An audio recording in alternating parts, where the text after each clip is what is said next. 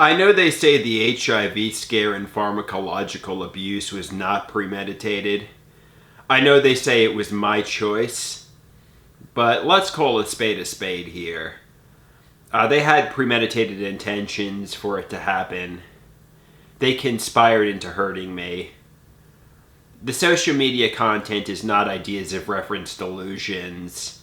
They basically gaslit me into making the decision, and they're like, is it 6 or is it 9? Was it your choice? Or basically, in late 2019.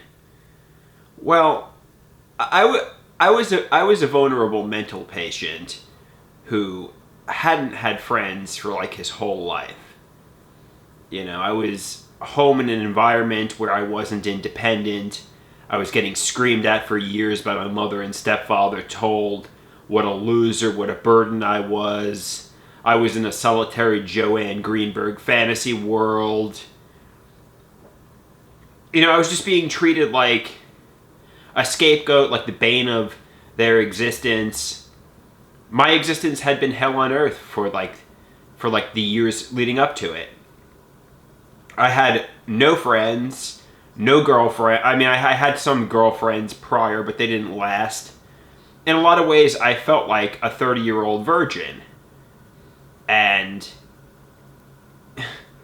you know, because of the intergender wrestling 20 to 25 years ago, they wanted to give me a receipt. They wanted to traumatize me in a way.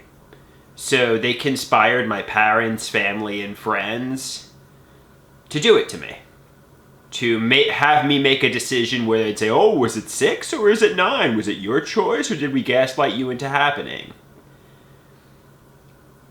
But now that I'm waking up to the fact they didn't have good intentions, nobody cared about my screenplay, nobody wanted to help me make a mental health recovery, I feel betrayed by everyone. And they still refuse to take accountability. They still refuse to admit that they did it to me. I'm like, just admit to the truth. Admit to what you've done. Admit you did it to me.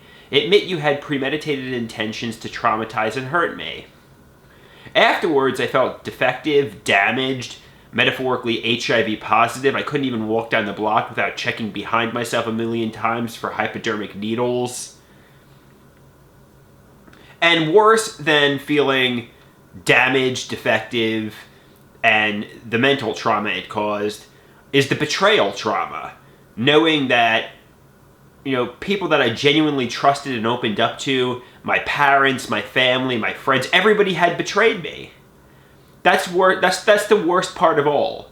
Knowing everybody knew the struggles I'd been through, knew what they were doing would traumatize me, and they still chose to do it. That's the worst part of all. And I know they say, you're not HIV positive though, Andrew. I mean, the worst part of all is having gotten betrayed by people I thought I genuinely loved, people I trusted. Now I don't trust anyone because I feel like everybody's lying and gaslighting me. Before, I used to be happy, chipper, I used to trust people, I used to smile, I used to think, you know, the screenplay.